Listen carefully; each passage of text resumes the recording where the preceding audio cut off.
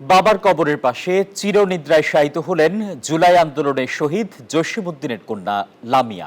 তার গ্রামের বাড়িতে চলছে শোকের মাতম।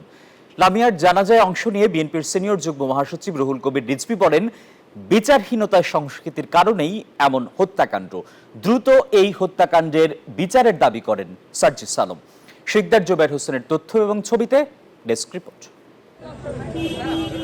রোববার বাড়িতে ফেরার কথা থাকলেও এবার ফিরলেন শেষবারের মতো লাশ হয়ে। বাবার কবরের পাশেই চিরঘুমে জুলাই শহীদ জসিমউদ্দিনের মেয়ে লামিয়া। এর আগে রোববার সন্ধ্যা 7:30টায় পটুয়াখালীর পাঙ্গাশিয়া মাধ্যমিক বিদ্যালয়ের মাঠে লামিয়ার দ্বিতীয় জানাজায় মানুষের ঢল নামে। পরে গ্রামের বাড়িতে বাবার কবরের পাশে দাফন করা হয় লামিয়াকে।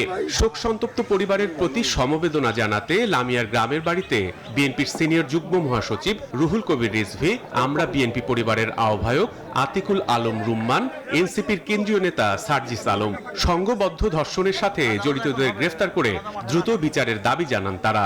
লামিয়ার মৃত্যু আমাদের চোখে আঙ্গুল দিয়ে বুঝিয়ে গেছে যে আইনের শাসন বা বিচার যদি না পায় প্রত্যেকটা লামিয়া এভাবে হয়তো চলে যাবে।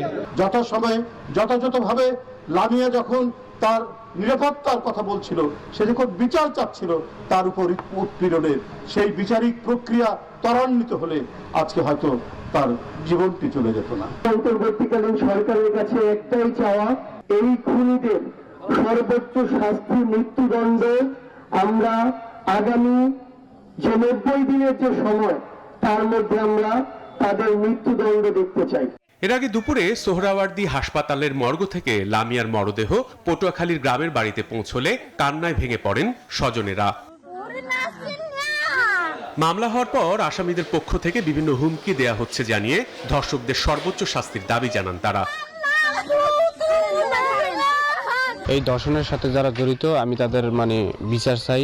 গত 18ই মার্চ পটুয়াখালীর পাঙ্গাশিয়ায় বাবার কবর জিয়ারত শেষে নানা বাড়ি যাওয়ার পথে সংঘবদ্ধ ধর্ষণের শিকার হন লামিয়া। পরে নিজেই বাদী হয়ে আসামিদের বিরুদ্ধে মামলাও দায়ের করেন। এরপর লামিয়া সহ বিপর্যস্ত হয়ে পড়ে পুরো পরিবার।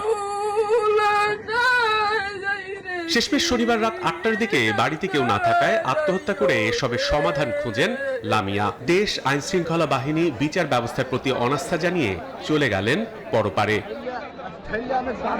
Desk report, news 24।